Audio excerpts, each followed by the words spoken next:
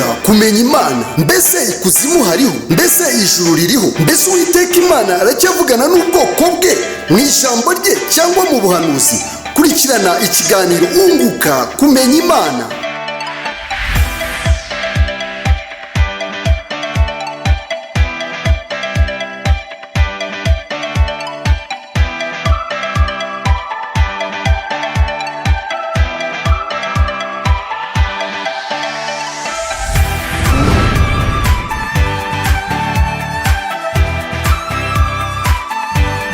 Unguka kumenya Imana.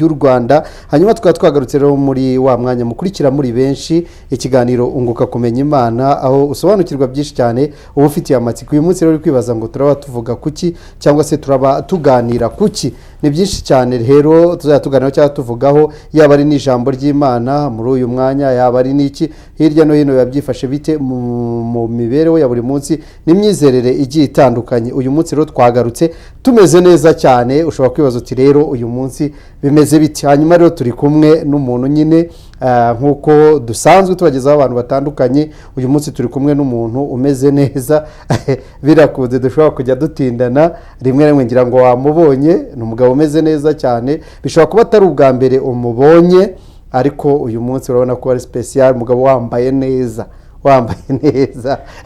hanyuma rero reka tumwakire tudatinze atangire atwibwire, kuko aduhishiye byinshi cyane. Atubwira amazina ye, hanyuma araza no kutubwira itorero ashumbye, araza no nyine byose muri rusange. Iyo umuntu agiye kutwibwira wenda uyiheraho ubwe, hanyuma akanatubwira imyizerere ye, akanatubwira we nyirizina. Ikaze mu kiganiro unguka kumenya Imana kuri uyu wa kane. Murakoze cyane umukozi w'Imana. Imana iguhe amahoro n'imigisha. Amen. Ni byiza kuba ndi muri iki kiganiro kunguka kumenya Imana. Ni ijambo risa n'iriremereyeho cyane, wenda umuntu azashaka uko naryo risobanuraho kugira ngo abantu baryumve. Bashobora kumva ari inkuru iri aho ngaho wenda washyize hariya, ariko nkanjye ngiye kuvuga ku ijambo unguka kumenya Imana, nabikoramo n'igiterane nkigisha icyumweru cyose nkigisha kuri iryo jambo. Murakoze rero kutwakira Jado. Ndi umugabo, nitwa Pasteur Karemera James, ndi revera ku maranka cyangwa se ku matitire y'abashumba. Ndi reverend. Amen. Nshima Imana rero. Ndi umugabo, ndubatse, mfite umugore n'abana. Nkaba n'umushumba w'itorero DNPC Rwanda. Ni itorero rishya muri iki gihugu cyacu cy'u Rwanda, nibwo rikivukamo. Hanyuma tugakorera mu ntara eshatu zigize igihugu cyacu cy'u Rwanda. Twavuga Iburasirazuba, twavuga mu mujyi wa Kigali hano, twavuga mu majyepfo. Hose tuhafite ivugabutumwa rikangurira abantu guhinduka kuba abigishwa ba Yesu. Ni nayo ntego nkuru nyirizina nzanye muri izi studio za televiziyo, kugira ngo tuganireho n'abantu badukurikiye hirya no hino, ari abakristo, ari abakeneye kuba abakristo, kuko barahari benshi bategereje ubutumwa bwiza, kandi ababutanga turacyahari. Turahari, ni benshi, harabariho, hari abazadukurikira, hari abigira ku birenge byacu. Rero ku bw'ibyo byose ndashima Imana ko ndi muri izi studio za televiziyo kuri uno mugoroba. Ubwo nk'uko bikomeje warumbwiye ati suhuza abantu, rwose Imana ishimwe. Ubwo turakomeza tuganira bijyanye na gahunda z'uno munsi wa none. Hanyuma rero warugize uti intego yanyu niyo kwereka abantu Kristo, gukizwa, kugira ngo izo ni intego z'itorero cyangwa ni intego zawe? Ni z'itorero uyoboye hano, bavuze Rwanda, ubwo bivuga ngo no mu bindi bihugu ibyo ari byose ayo matorero arahari? Yego. Impamvu twongeye iyo nyuguti Rwanda nuko ni itorero mpuzamahanga ni itorero rikorera mu bihugu bitandukanye. So rero aho riri mu gihugu hiyongeraho izina ry'igihugu, tuvuga DNPC, Discipline National Pentecost Church, niyo mu magambo ahinnye dushyira muri DNPC Rwanda. Ubwo hari n'abavuga DNPC Burundi, DNPC Congo. Ni itorero rya Pentecote ryavukiye muri Tanzania nyirizina. Hanyuma nza kwigayo ishuri rya Bibiliya mu mwaka wa 2007.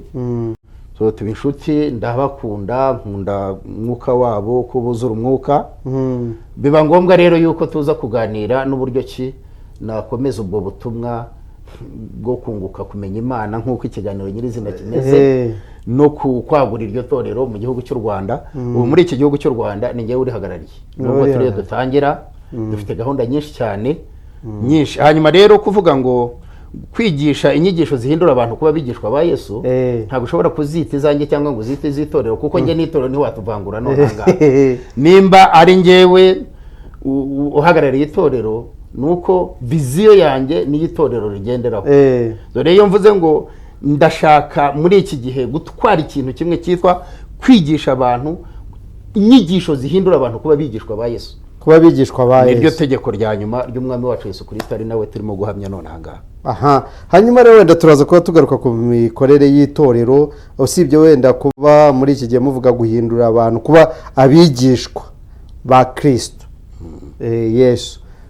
Ngira ngo ni umurimo mugari guhinduka kuba bigishwa. Igihe cy'abigishwa kibaho, bakagera ku rwego noneho batumwa. Yego. Bakava ku rwego batumwa bagahinduka abahanuzi.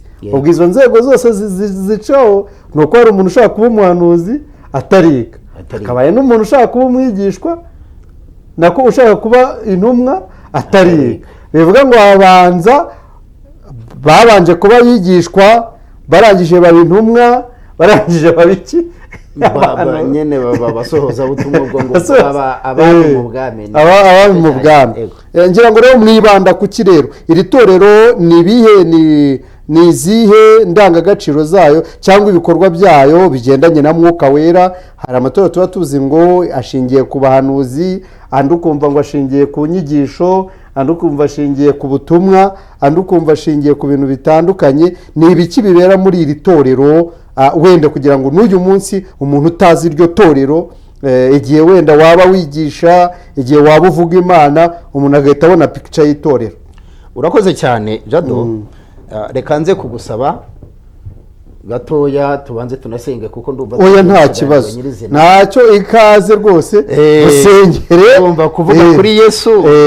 Oya dusengere, tumuvuge, nta kibazo, tuganire ku nshingano z'itorero nyoboye cyangwa se ndimo kuvuga hano, no ku nshingano zanjye bwite mu buryo bwo kwamamaza ubutumwa bwiza. Reka dusenge hanyuma tubiganireho, nta kibazo. Amen. Reka twubahe Imana ku bantu badukurikiye hirya no hino, aho waba uri, uko waba uteye, ikigero waba urimo.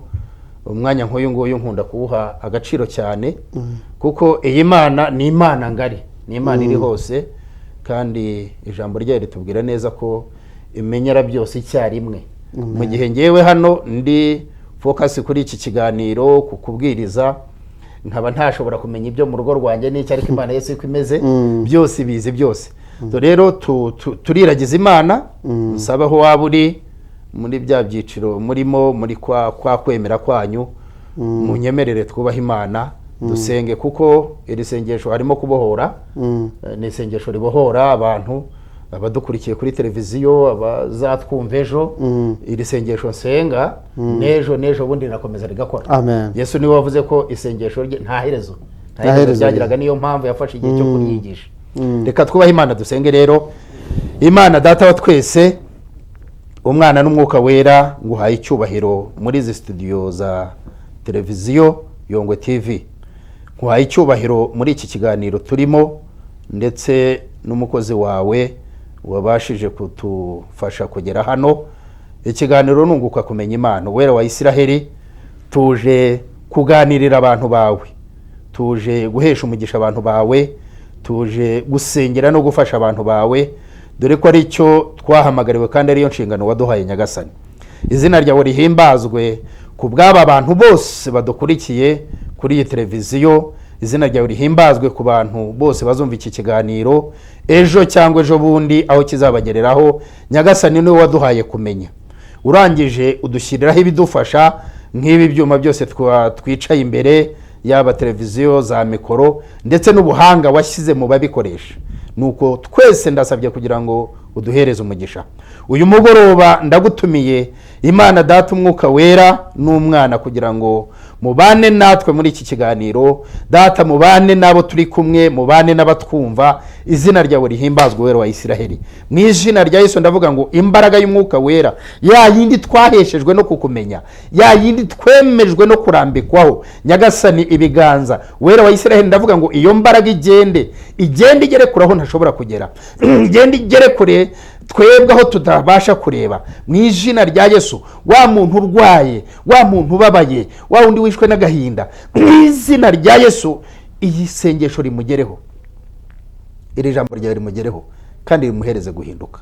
Urakoze rero Nyagasani, tugiye kuganira ntibe ku bwacu, ahubwo wowe muri twe, ube wowe muri twe Nyagasani.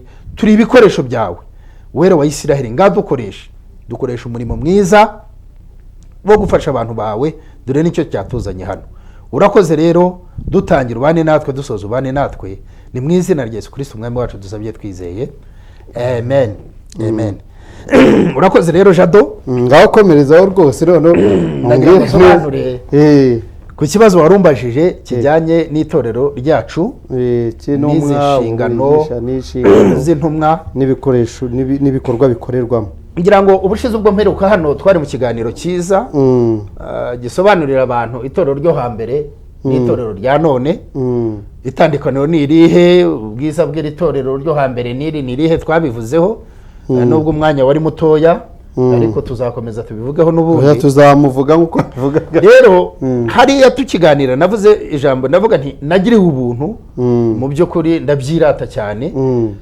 Niga ishuri ryiza, twese turiga, ndetse bamwe bagatsindwa abandi bagatsinda, ariko nta kintu kiba cyiza nko kwiga. Hari ishuri wigamo ukumva ubwaryo, uburyo ryubatse, sisiteme yaryo iguhaye imbaraga cyane cyane, ndetse no kurenza uko wajya mu yandi mashuri. Nizi ishuri ryiza rero muri teoloji, cyane cyane impamvu ngaruye iri shuri, abanyumva bankurikiye, harimo ibyiciro byo Yesu yakoreshejemo cyangwa se yacishijemo intumwa ze, abo yashaka ko bazaba intumwa, abo yashaka gutuma, ndetse natwe tubyiga kugira ngo tubicemo ibyo byiciro. Haleluya, amen. Ibyo byiciro ni ibi. Hariho icyiciro cyangwa inurebe, ntago uyu munsi wenda ndi bubivuge kuko ni inyigisho nateguye, kandi mfite igihe kinini cyo kuganira n'abanyarwanda, n'abanyamahanga bari mu gihugu cy'u Rwanda, cyangwa n'abadukurikira bari hanze y'iki gihugu, imigabane myinshi. Ndabizi ko badukurikiye mu izina rya Yesu. Urumva ko twambutse imipaka. Amen, amen. Noneho Yesu, impamvu nashatse kugaragaza ko hari ibyiciro uyu muntu agomba gucamo kugira ngo agere ku cyiciro cyo kuba umuhanuzi, icyiciro cyo kuba umubwirizabutumwa bwiza, icyiciro cyo kuba intumwa, icyiciro cyo kuba umwigisha, kuko n'umwigisha nawe agomba kubanza kwiga. Yesu ashimwe cyane. Amen. Yesu yakoresheje ibyiciro, nshobora kuvugamo 4. Icya mbere ni cya ngwino urebe. Ngwino urebe ni iyihe? Nuko yagendaga mu nsisiro hirya no hino, aho yacaga mu ivugabutumwa rye, atangiye ivugabutumwa, akagenda agaca kuri Jado, akavuga ati nkurikira. Yesu nashimwe cyane. Amen. Haleluya. Ntekereza hariya hirya, iyo niyo bita ngwino urebe. Ngwino urebe, ngwino urebe ni wa muntu uza, yaba ari umusinzi, yaba ari indayi, yaba ari uwo ari we wese, yaba ari umupfumu, yaba ari umuraguzi, yaba ari umunyabwenge, abacurabwenge. Ntaza kwibanda kuri aba bantu cyane bataza kunyumva nabi, kuko abarokora iyo twigisha kuva mu cyaha, dufokasinga ku cyaha nyirizina ni ikihe. Kuko iyo umuntu afite ubwenge bwinshi ntago twabimwitirira ko ari icyaha kugira ntabwo ari icyaha. Niyo mpamvu abomba ntabavuzeho. Ariko muri ngwino urebe, ntabwo ngwino urebe ireba umuntu ngo ari kuri uru rwego runaka, kuko hari icyo ashaka kwigira hariya. Muri ngwino urebe rero ni abantu nyine bazi uwo ari we wese kugira ngo yumve niki uyu mugabo arimo avuga hano. Urugero rutoya wenda ni igihe nk'umwigisha yahagaze nko muri gare nk'umuntu akavuga ati haleluya, kuko hari ababikora benshi, agatera haleluya 2-3, hari abantu baza bakamwegera. Nimba abantu badukurikiye babyumva icyo mvuze ngira ngo baracyumva, bakaza bakamwegera, baba bazanywe n'iki bari abantu, baba baje no kureba no gushungera, reka bari cyo dukoresha, nubwo gushungera atari ijambo wenda rinyuze mu buryo bw'uyu muntu uri hariya, kuko bashungera wagize ikibazo uriya nta kibazo aba yagize, ariko baza kumva hariya rero aho niho muri ngwino urebe. Haleluya. Aba bantu rero iyo baje muri ngwino urebe baraza nyine bakareba bakanumva bagakurikira bakumva amagambo. Kenshi umubare munini hariya batsindwa n'urubanza, batsindwa n'ijambo bumvishije hariya. Noneho aba batsinzwe rero havamo muri ngwino urebe hari abavamo bagataha, abo bagataha uko baje. Noneho hari n'abashobora gukurikira nk'abadukurikiye, ndabizi ko hariho abari busabe nomero za telefoni. Haleluya. Imana ibaha umugisha rwose baze kuzinsaba, nicyo cyanzanye hano, nzabitaba nzabafasha, ntago ari bo bonyine n'abamfashije. Yesu nashimwe cyane. Noneho hari abandi rero cya cyiciro cyumva gifite inyota yo gukomeza kumva uyu muntu urimo kuvuga. Hariho abo ujya kumva ngo amena, yatera haleluya, bamwe bakagira isoni yo kwikiriza, abandi bakikiriza amena. Abo bantu rero bamaze kumwumva nibo batera intambwe yo gukurikira, bakajya kumenya n'iki gihishwe nyuma y'uyu muntu. Ese uyu muntu uko avuze bike nta bindi azigamye. Haleluya. Nkanjye ibyo mvuga hano mu by'ukuri ni ukuganira, ni ugutanga umurongo w'ikiganiro tugiye kujya tugirana, ariko hari byinshi bindimo nkeneye ko bimvamo abanyarwanda bakabyumva, abantu bagakura. Uyu muntu rero yavuye mu cyiciro cya mbere cya ngwino urebe, nibwo ajya mu cyiciro cya kabiri cyitwa nkurikira. Haleluya. Haleluya. Nkurikira ni wa muntu ushobora gufata nomero yawe ya telefoni, ushobora kugusaba icyerekezo, adresse yawe. Ni wa muntu ushobora gukurikira ejo akaguhamagara akavuga ati se muntu w'Imana, mukozi w'Imana, ko twahawe umugisha tukaba twumva dushaka ko wadufasha kutuganiriza kuri iki kintu. Abanyarwanda ni abahanga, ariko n'abantu bose bakuru ni abahanga. Ubu bariyo barumva niki bashobora kunkeneraho. Haleluya. Yesu nashimwe cyane. So binjira mu cyiciro cya nkurikira. Ibyo ni ibyiciro bine nshaka kuvuga Yesu yakoresheje kugira ngo atoranye intumwa azigeze ku cyiciro yazisigiye ububasha. Aba bantu rero bankurikira ni cya gihe ryatsinda ryumvishije rifite inyota yo gukomeza kumva iby'uyu muntu arimo kuvuga, noneho bakamukurikira. Yesu bamukurikiraga nta hantu runaka yavuze. Pastor James uyu munsi ndibuvuge nti itorero riri Kayonza aha naha, uzaze uzuturebe. Yesu nashimwe cyane. Urumva hambere bari bafite ikibazo gikomeye cyane, nubwo tubigiraho byinshi, reka tubigiyeho byinshi, koko uwavunitse cyane ni urema ibintu bikomeye cyane. Haleluya. Uwavunitse cyane, wakoze cyane, wishe icyuya, uriye ni uba ufite ikintu nyine avuga imbere y'abantu kikumvikana. Yesu nashimwe cyane. Ari nayo mpamvu ubushize ubwo twaganiraga twagaragazaga intege nke iri torero rya none ryagiyemo kurusha iryo hambere. Habayeho no kudamarara. Yesu nashimwe. Habayeho ubuntu busaze, mbega reka mbivuge gutyo. So aba bantu iyo bagiye mu cyiciro cya kabiri rero cyankurikira, bakurikira Yesu batazi n'iki kiriyo. Iryo aho hantu rero ningira igihe cyo gusobanura nyine twatagiye kwinjira mu nyigisho nyirizina, niho bamwe mu bemera bavuga ngo ni nk'igihe cy'urujijo. Nkurikira ni ukwemera kudashyizemo imibare, ni ukwemera kudashyizemo ubwenge, ni ukwemera mbese ukavuga uti kankurikire, nikiba ari kibi nzamenya uburyo mbyitwaramo, nisanga ari ibyiza nzanezezwa nabyo. Haleluya. Hariya baramukurikiye nyine, baragenda. Yesu Kristo abicaza ahantu, ingendo zabaga ni ndende, bagenda n'amaguru, atangira kubaganiriza.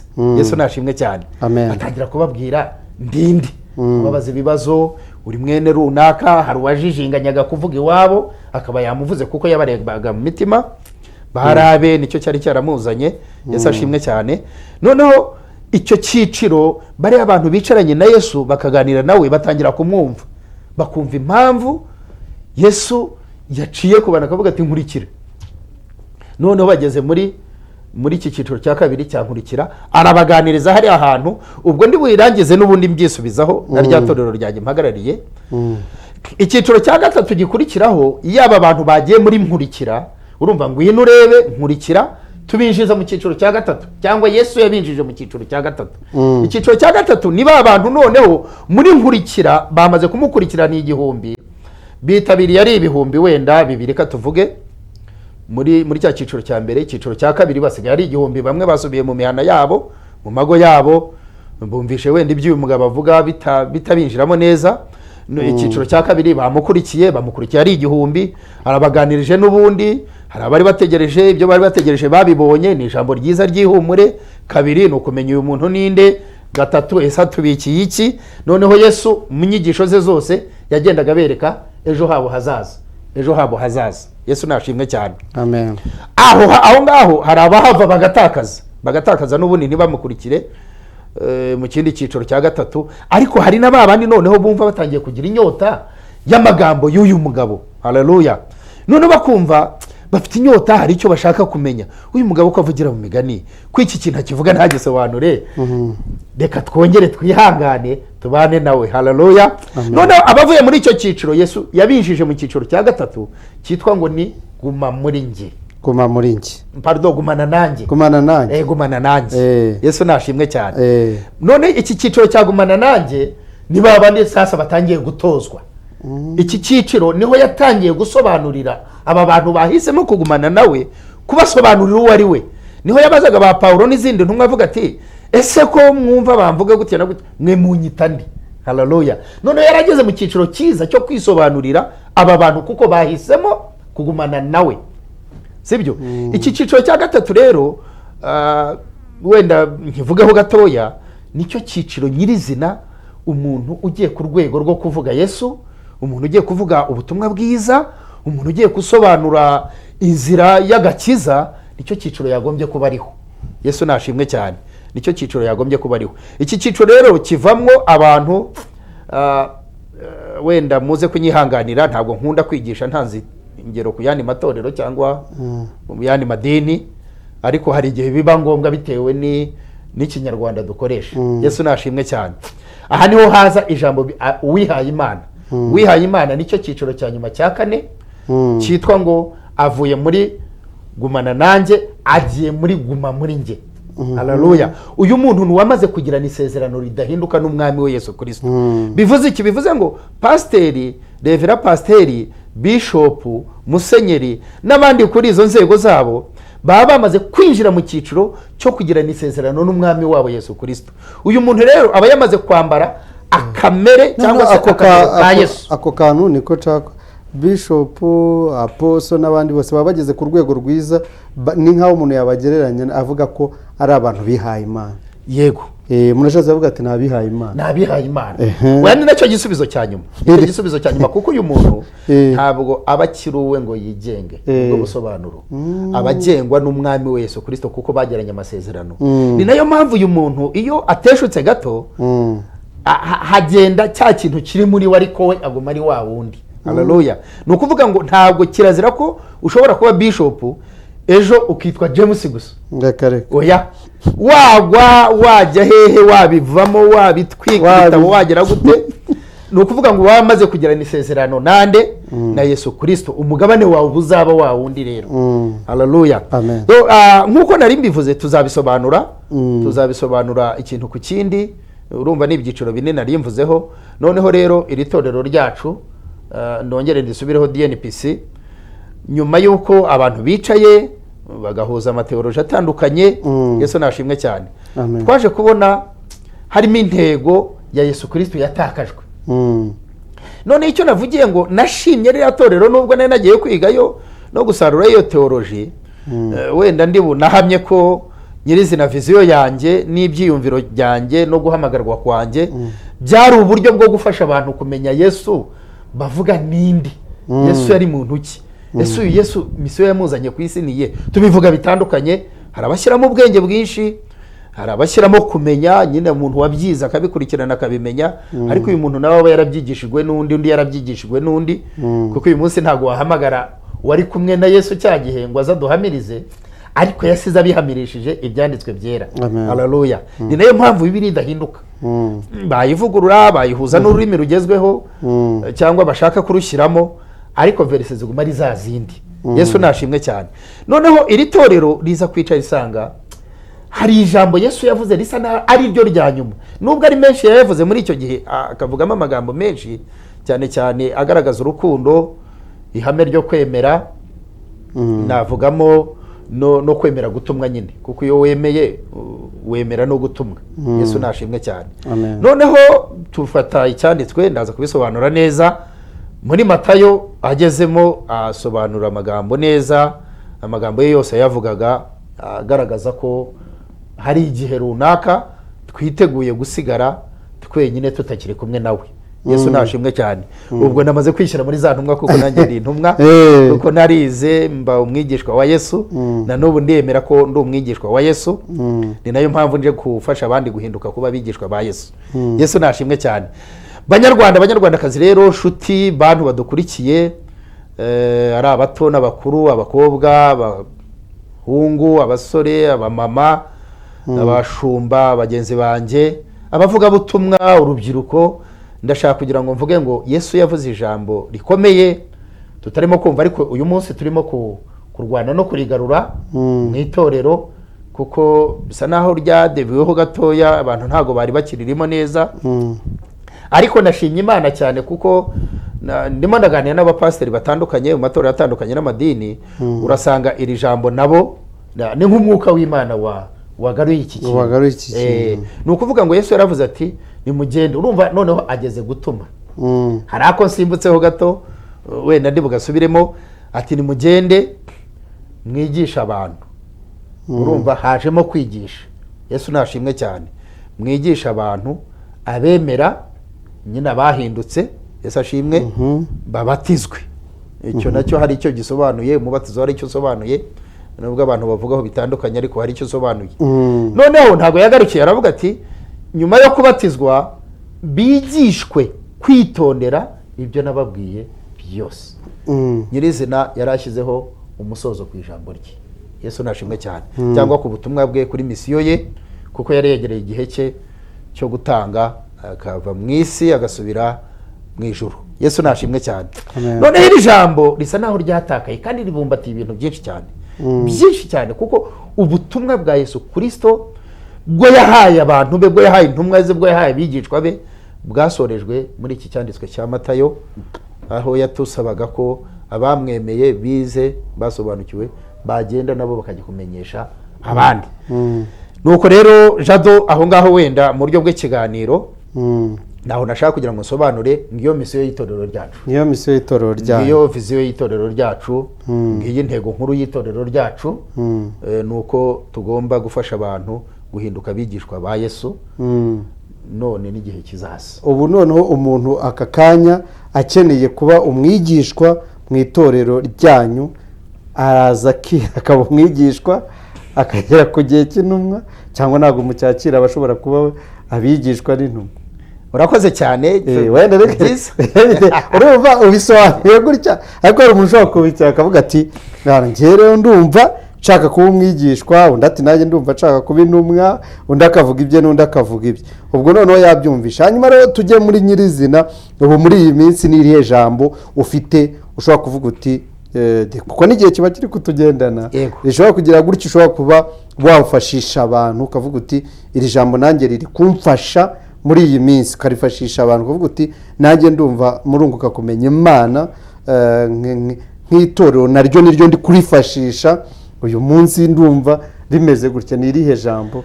Urakoze cyane. Ijambo ni rigari, hari ibyigisho bine nshaka kuzaganiraho n'abanyarwanda, kandi ndashima Imana ko uyu murongo wabayeho wo kwigisha abantu benshi mu gihe gitoya. Ntabwo ari rya torero mpagarara imbere ry'abantu 120. Yesu nashimwe cyane. Ubu nshobora guhera kuri miliyoni 16 zirenga z'abanyarwanda, n'isi yose. Yesu nashimwe cyane. Hari ibyigisho bigira nko muri bine, nk'uko nari nkubwiye. Hari icyigisho ku muryango. umuryango n'umuco narabihuje. umuryango n'umuco, umuryango n'umuco bihura gute? Kuki birimo kubusana? ubundi nta kuntu wagenda uduhaho incamake ko numva biteye oya ntabwo ni ukujabura kandi Yesu yaratwigisha. ubu ngiye mise nkunda aka kantu kavuga ngo umuryango n'umuco. njye nkunda umuryango burya, nkunda family, nkunda umuryango uhagaze neza, nkunda umuryango ushyingiranwa bakabana neza bagasazana. Amen. ndahari nzabisobanura. nkakunda ikindi kintu bita umuco. uko burya n'umunyarwanda yavuze ngo agahugu katagira umuco karacika. ubwo rero ni gute iyi nyigisho twakunda Yesu tukanakizwa ariko tukagira n'umuco. ejo bundi twari turi kuvuga ibiteye isoni n'iby'isoni nkeya, ko atari icyaha uwo twaganiraga, abantu bafite ibiteye isoni n'iby'isoni nke, ariko nanone ibiteye isoni n'umuco urabitubuza, n'iby'isoni nkeya n'umuco ukabitubuza. ariko wenda muri biriya nta hantu wasanga ko ari icyaha, ariko Pawulo yavuga ngo ibiteye isoni n'iby'isoni nke ibyo mubyihorere. nahingeze ngo uvuze ko atigeze agira icyo yabivuzeho ibiteye isoni n'iby'isoni nke. hari n'ahantu uyu munsi igihe nicara nkajya kumva ngo umukecuru ati mwana wa ati biriya bintu ubona bidateye isoni, kuko nabibuze na Bibiliya nkasanga yarabibujije.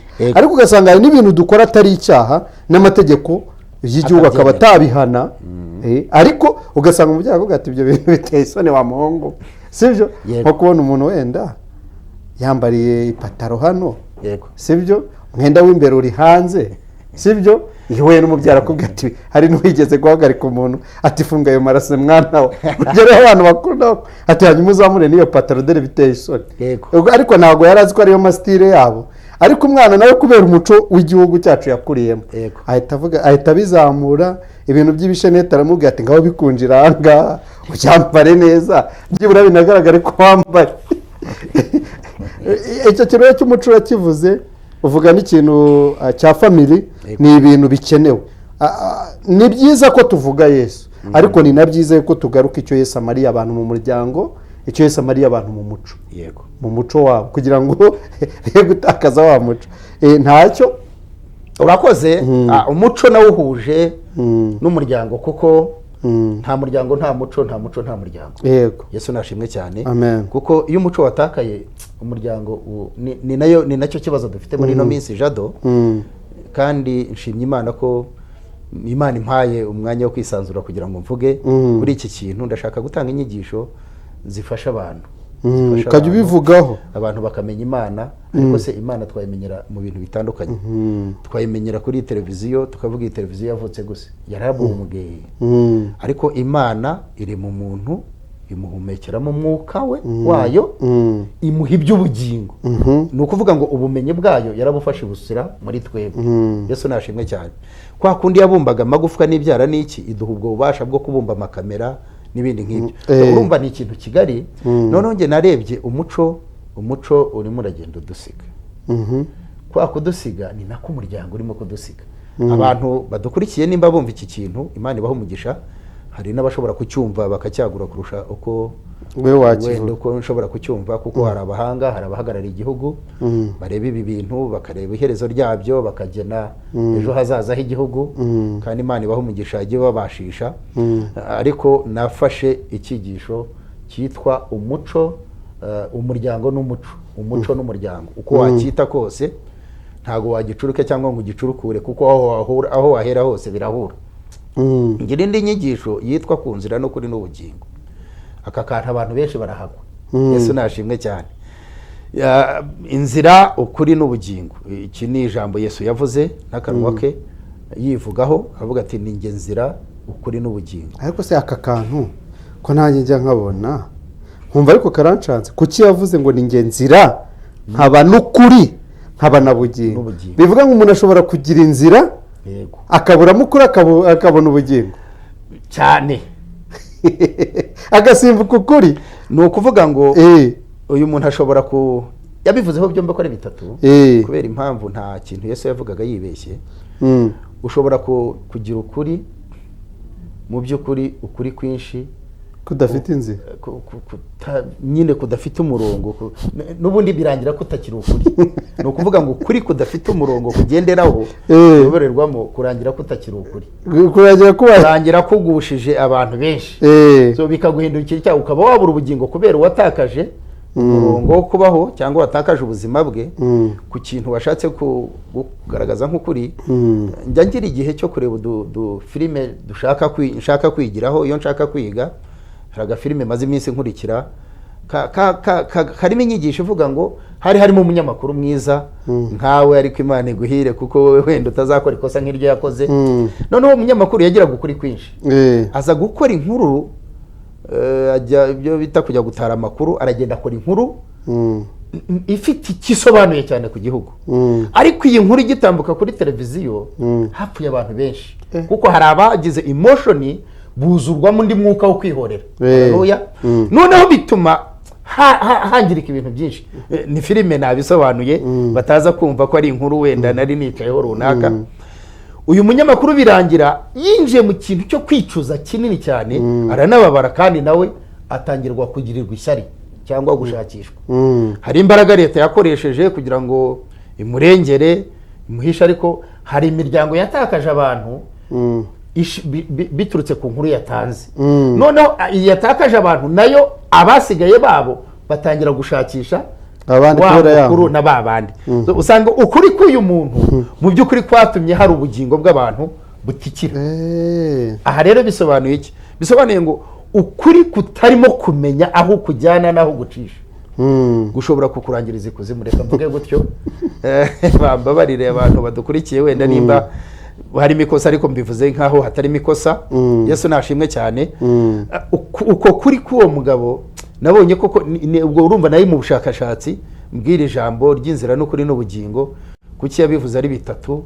harimo ubumana ubumuntu bwe umwana na mwuka wera ubwo nzabihuza. harimo imbaraga ubwenge n'ubugingo byose bigiye bihuriyemo. nashatse kugira ngo mvuge ko izo nyigisho zihari kandi tuzazigaho neza ntabanje kujya kwivuga imyirondoro n'iki. Yesu nashimwe cyane kuko tugiye kubana igihe nzajya ninjira mu nyakira mbakiriza isengesho hanyuma twigirira mu nyigisho nyirizina. ni inyigisho ndende nkagiramo indi nyigisho navuze nye wenda tutaza kuzitindaho cyane tutagiye no kuzigisha. no kuwa kane nzaba mpari n'ubundi nzagenda zisobanuraho ariko nubwo naba mpereye kuri izo nyigisho ebyiri wenda hariho abari bufate telefoni urumva nzitanzeho nk'umurongo kugira ngo bavuge bati hera kuri iyi hera kuri iyi. turabyemera kuko Imana iba yaradutoranyirije gufasha bariya abantu bandi badukurikiye n'abadukurikiye uno munsi wa none. ariko bavuze bati rwose hera ku nyigisho y'umuryango n'umuco duhuriza umuco n'umuryango. ese wowe urabibona aho bigana ni hehe? icyo niyo nyigisho. bavuze bati hera kuri iki kintu cy'inzira no kuri n'ubugingo turahagera tukadindira mushumba dufashe kuri iki kintu. ubwo turi bubafashe nyine turi bubafashe tuzanabafasha. izina ry'Imana rihabwa icyubahiro. nyirizina rero nako ngako nari nsobanuyeho. hanyuma rero kuko mbona n'igihe kigeze ndabona ya minota twisinzi nimba mu minota ndabona ari ine dusigaranye. hanyuma sinzi nimba hari icyo wabwira abadukurikiye cyangwa se n'abakifuza kuganira nawe nyuma y'ikiganiro sinzi nimba hari icyo wababwira. Imana ibaho umugisha. nababwiye ko dufite itorero Kayonza mu murenge wa Rwinkwavu DNPC niho dukorera ivugabutumwa. tukagira itorero hano mu Rwanda mu mujyi wa Kigali ariko turatangira hano i Kigali ntabwo turagira itorero ryubatse turacyasembereye kuko mu nyigisho zacu tugende ku byiciro Yesu yakoresheje habagamo kwigisha abantu amatorero yo mu ngo. amatorero yo mu ngo mu kinyarwanda cyumvikana n'imiryango remezo. tugakora imiryango remezo tukayiha igihe cyo kuyiganiriza kubigisha kwifasha no gufasha abandi. no mu majyepfo nibwo buryo tukirimo gukora. tugasaba tukagira ahantu duhurira tukaganira ku ijambo ry'Imana. ejo bundi aho hose hari bamaze kuboneka amatorero. rero inyigisho nababwiye ko tuza gutangirana n'icyumweru gitaha mu buryo bwo gutanga inyigisho ku buryo busanzwe, ariko hari ijambo rimwe ryavuzwe n'umuhanuzi bamwe bita ngo ni abahanuzi bato, Amos ibice 15, ibice 15 yibanze cyane ku kuvuga ihame ry'umuntu, ihame ry'umuntu. Mbese mu ijambo nyirizina uko rivuga riravuga ngo ni njye wabateye kumera kandi mbatera kumera mu gihugu cyabo. Yesu nashimwe cyane. Ibyo rero iyo tubisanishije n'amateka y'igihugu cyacu cy'u Rwanda tubona koko harimo gushibuka, kandi nta gishibuka ku kitarabayeho. Yesu nashimwe. Iyo dutera imbuto tuyishyira mu butaka igapfa, noneho hagashibukaho inziza, hagashibukaho ba Gemusi, hagashibukaho ba Jado, hagashibukaho n'abandi. Iryo jambo rero naryo ndashaka ko tuzariganiraho kuko ni ijambo ryiza, ni Imana yaricishije muri Amos, umuhanuzi Amos. Ubwo ntabwo rero tukigiye muri Bibiliya ukurikije iminota ihari, ariko ndashaka kubabwira ko turimo gufasha abantu mu buryo bwo kugira inama, byo mu ndimi z'amahanga bita counseling, kukuganiriza abantu. Ntabwo mpubuka ngo senge mu izina rya Yesu abazimu bapfe n'abadayimoni barahari, kandi turacyari mu rugendo. Yesu nashimwe cyane. Satani gusengera abantu imyuka mubuka muvaho, ngiye nkunda gukoresha iryo jambo ry'umwuka mubi kuko na Bibiliya ifite icyo bivugaho. Noneho aba badayimoni niki uburyo bwo gusengera abantu kugira ngo babeho, cyane cyane gutsinda kwinshi kugendera no kukumenya Jado. Iki kintu nkivuge rwose nkishimangireho, Imana iduhereze umugisha abantu bose. Iyo wamaze kumenya, nicyo cya kintu nashaka kuvugaho cyo Yesu yavugagaho, ariko wa mugani na ukamenya uburyo urwana intambara. Paulo yabwiye Tito, aramubwira ati icyifuzo cy'Imana nuko abantu bamenya ukuri, kandi uko kuri niko kuzaba nyine kuba baturaho bari abadayimoni, niko kuba baturaho imyuka mibi. So rero nibyo nari ndimo mvuga nti urampamagara tukaganira, nkakubaza uriwe, ese wiyumva gute, none ukaza tugahura nkakugira inama. Hari genda namugira inama, narangiza nkavuga nti genda bikubera uko umeze rwose, nicyo kiganza ntakimushyizeho, ariko gusenga ko kwizera ko umuntu niko guhura n'isengesho rye. Yesu nashimwe cyane. Tukabasengera bakagendesha agahamagara ati mushumba ndagushimira nabohotse. Ngira ngo nkubutse mu gihugu cya Tanzania, ariko ibintu byari biri ejo bundi byari biteye ubwoba. Abantu barababaye kandi turahari, ariko ugasanga turi hirya hariya kuri ba bantu 4, 5, 20 turacyari kuri abo, ariko hari benshi bababaye. Dufatikanye rero muri Abanyarwanda, ndavuga ururimi twumvikanaho. Imana ibaho umugisha, tubasengere, tubagira inama. Imiryango irimo isenyuka, ingo ziri mu mahane, nta byera ngo de. No mu bashumba ntabwo byoroshye, no mu bapasiteri ntabwo byoroshye, mu bavuga butumwa ntabwo byoroshye. Urumva kwa kuvuga nagiye ncicirija kugira ngo nzabafashe.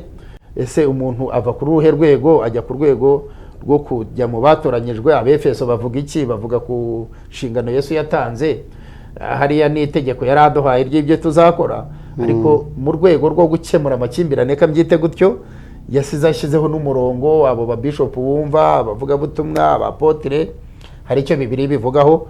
Tuzagendana, tuzaganira iminota 45, ni iminota myiza. Twinjiye mu kiganiro nyirizina tukareba Bibiliya bivugaho iki, ese amateka y'igihugu cyacu bivugaho iki, ese nyirizina wowe byumva gute, nge byumva gute. Aho hose tuhakuramo igisubizo gifitiye ubugingo n'umumaro umuryango yacu. Hanyuma rero ngira ngo address yanyu ni kwitorero gusa, nta handi abantu bakora. Turahafite kuko dufite aho tubarizwa, cyane cyane dukoresha ya miryango remezo. Iyo umbwiye kuri Kicukiro, urangira umuryango remezo wacu aho uri muri Kicukiro, byaba ari ngewe nyirizina tukaba twahahurira, kuko dufite abakozi b'Imana batandukanye kandi bitangiye gukorera Imana. Harimo abahanuzi, Imana ishimwe ko bahuye na mwarimu nkabatoza ibitari ukuri, nkabigisha ko bagombye gutandukana n'ukuri, kuko Bibiliya iravuga ngo ikibi ugihunge, apana guhangana nacyo. Gutsinda kwiza no kugihunguka kivamo, ukigira hirya. Narabatoje gusengera mu cyiciro urimo, kuko icyo kintu turacyubaha. Nimba uri umubyeyi aragusengera mu cyiciro cy'ababyeyi, akuganize nk'umubyeyi. Ntabwo ari uguhubuka kwa kundi umva ko ivuze bizagenda bitya, oya.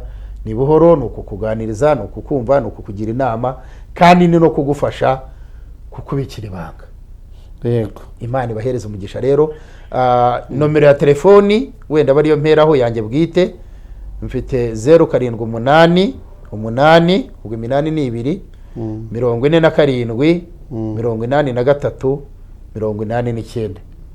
nayisubiramo wenda kugira ngo abantu bayumve. ubwo ninjye wagaragaye hano, ariko ejo n'ejo bundi nzazana n'abandi.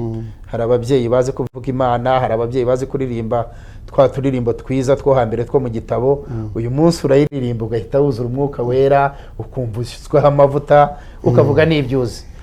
ya nomero ni 0788 47 83 89.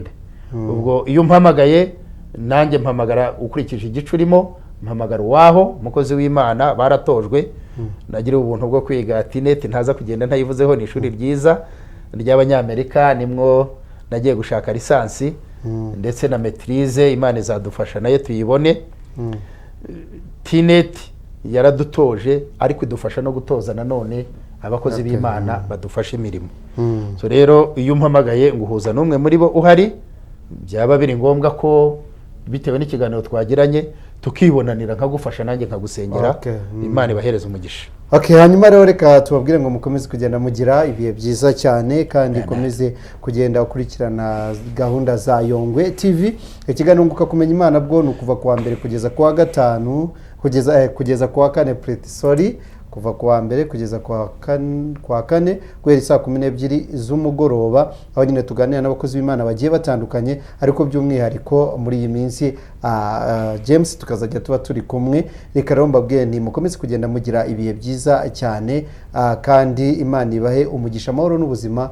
hanyuma ikiganiro kini unguka kumenya Imana, nanjye Jado Office, bye bye, naho umunsi ukeye. unguka kumenya Imana. Mbese ikuzimu hariho? Mbese ijuru ririho? Mbese Uwiteka Imana aracyavugana